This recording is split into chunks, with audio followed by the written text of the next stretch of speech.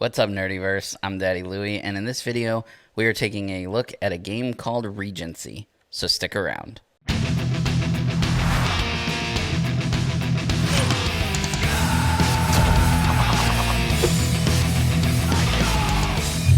Before we get started, if you enjoy this video, please give it a thumbs up.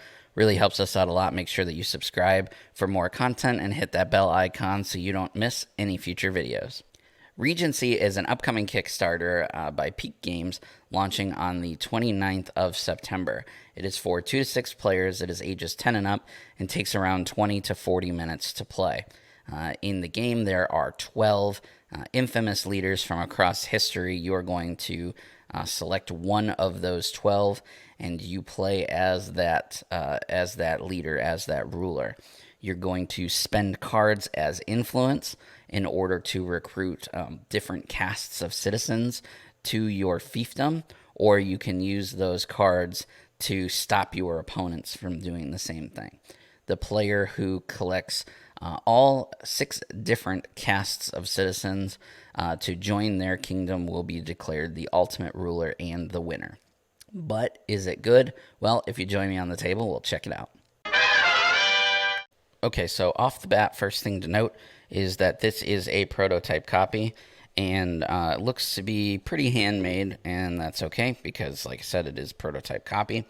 So the card quality and things like that will all be improved. Also, they're working on a mat and stuff for ease of moving around the populace, which I'll show you in a minute. But inside the box, we have, of course, a rule book, a couple decks of cards, and our rulers, our regents that we will be playing as.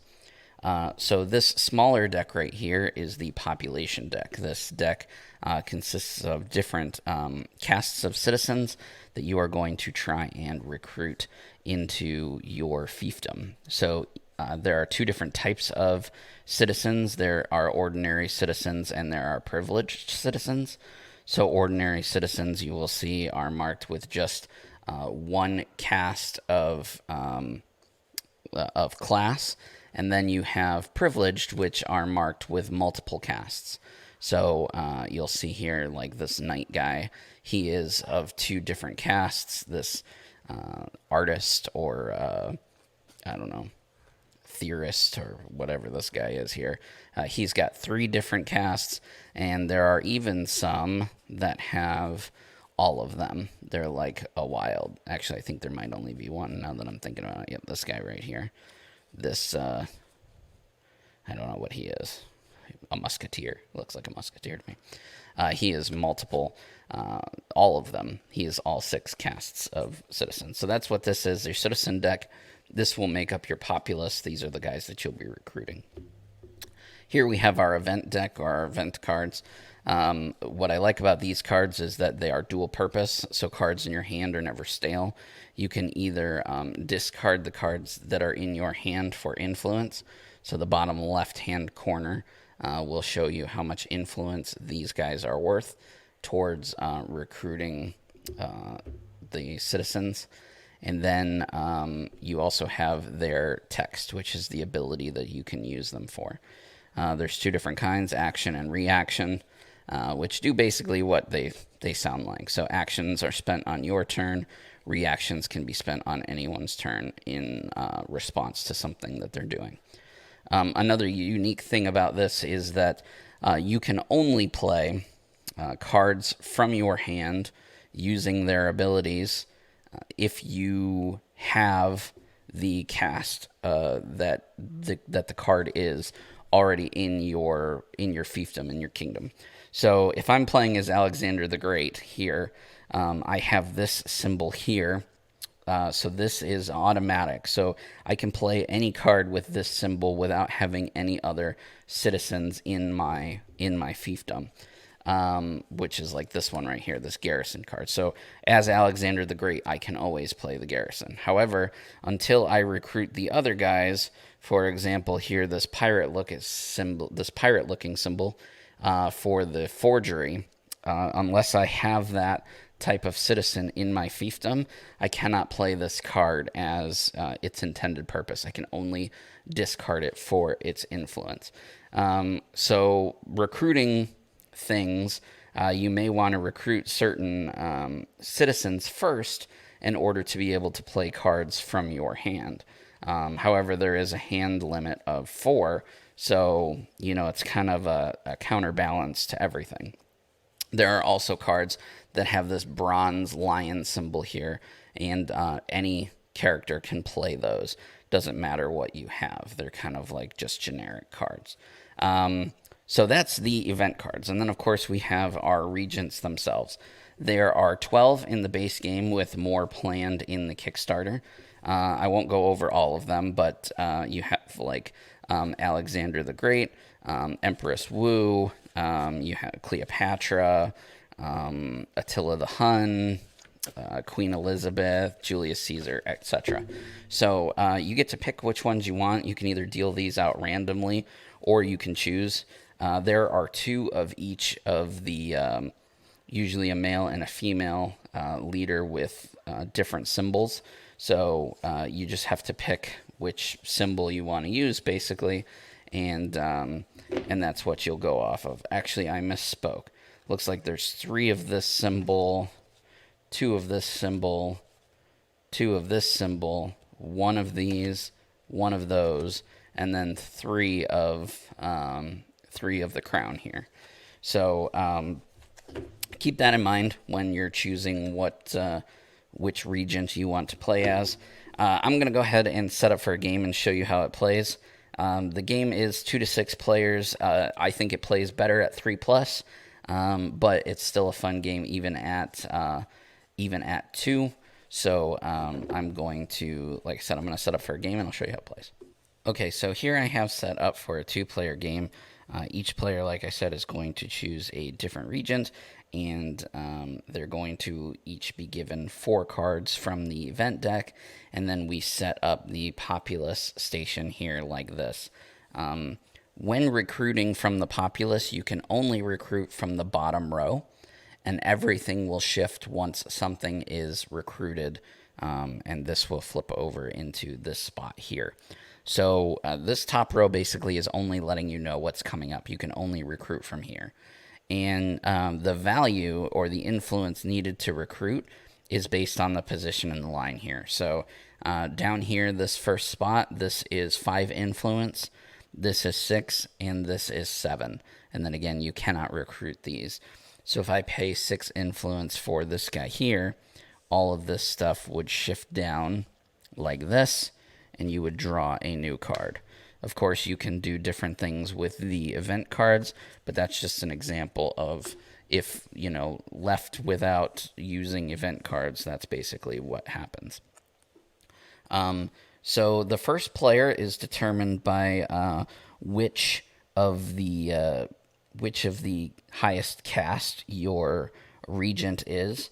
And there's kind of like a little list in the rule book. So like noble, which is the crown here, they would go first, followed by religious, military, merchant, commoner, and brigand. So you basically just go across like that. So it goes, in this order. So Queen Elizabeth, basically, she's going to get to go first because she's of the highest prowess.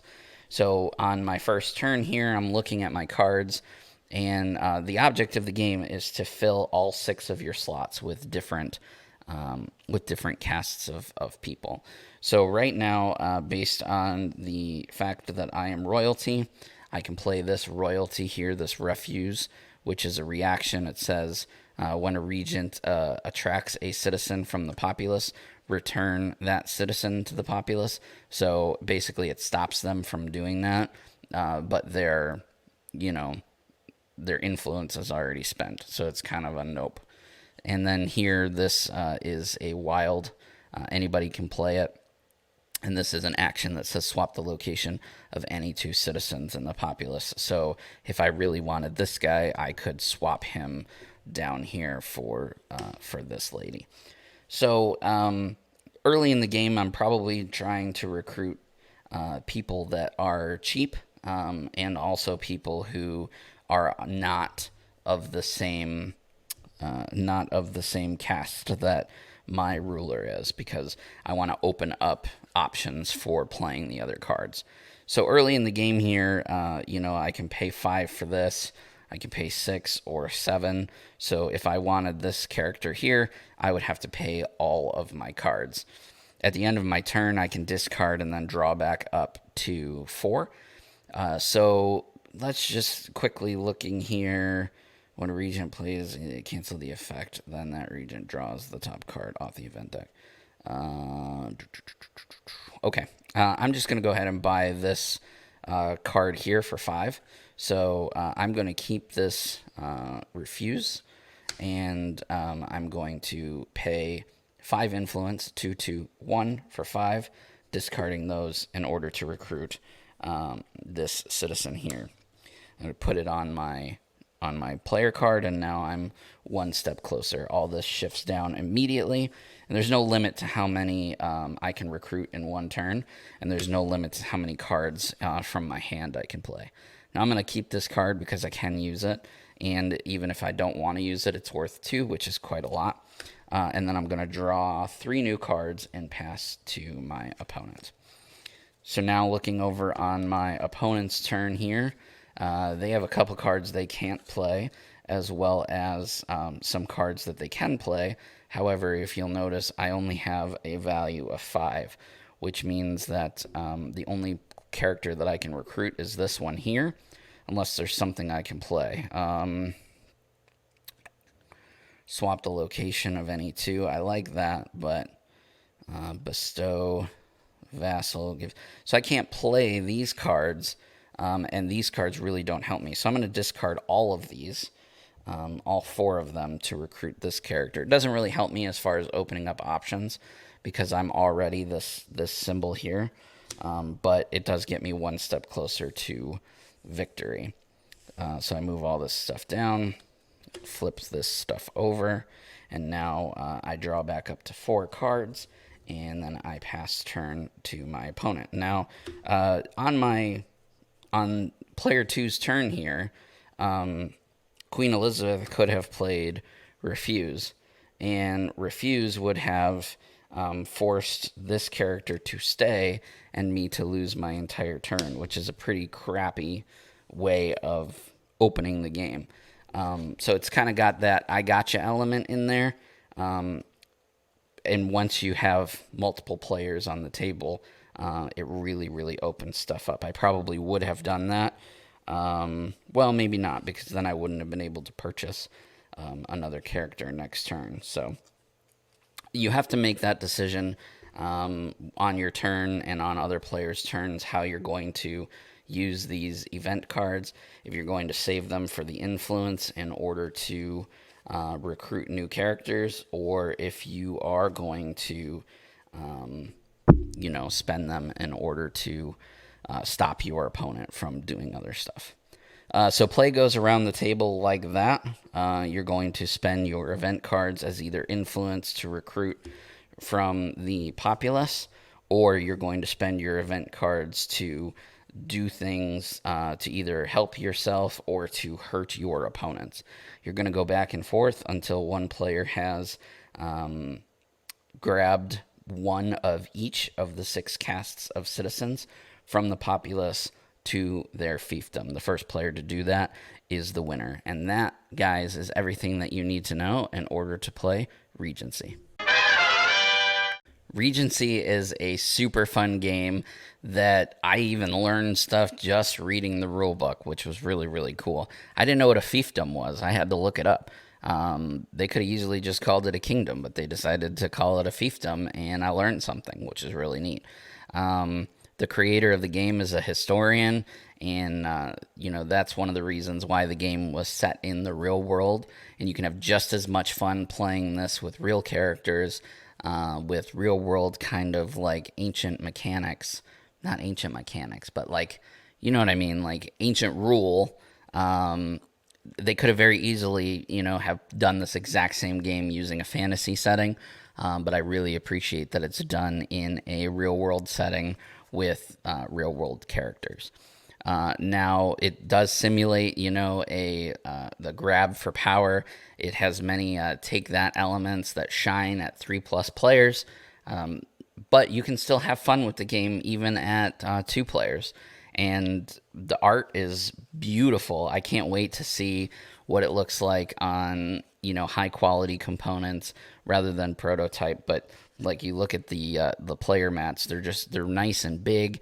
The art is really, really cool. I didn't even mention this, but it actually has history on the cards about the rulers. So like Attila, it tells a little bit about Attila, completely flavor, it doesn't have any effect on the game whatsoever. They didn't have to include that, but the fact that they did is just really, really cool. It even has like the dates that he was alive, and it has that for like Cleopatra. I mean, it has that for all of the characters. The Kickstarter has 6 more regents planned. There's also a magnetic box planned, a playmat that you can put those like the populace cards on that has arrows, so you always know the flow of which the citizens need to go. And there's even a surprise add-on, which is really, really cool, and I'm not going to spoil for you. You'll definitely want to go over to the Kickstarter and check it out. I really like this game, and I think it's kind of a filler game because the rules are so light and it's so easy to play. But I think that it has its own place at the table, and I think that it's something that I'll personally be reaching for to play more often than not. To me, it's not just a filler game. I think it's much more than that. So again, Kickstarter launches on September 29th. I will leave links to everything in the description below. Go and check them out and show these guys some love. What do you guys think of Regency? Let me know in the comments below. I enjoy reading those and interacting with you guys. If you want to find more from the Circle of Nerds, you can find us over on social media. We have Facebook, we have Twitter, we have Instagram, all at Circle of Nerds. Also, don't forget that we have a podcast called The Cosmic Disaster Show. You can find that right here on YouTube or anywhere that you enjoy listening to podcasts. We also have a brand new Friday night live stream show over on our Facebook at 8:30 p.m. Eastern called Nerds on Ice, where cool nerds get fired up about today's hot topics. Go and check that out. And for an extra bit of love and affection to us here at the Circle of Nerds, please consider checking us out over on Patreon at patreon.com/circleofnerds. Anyway, guys, that's all from me. I will see you in the next video.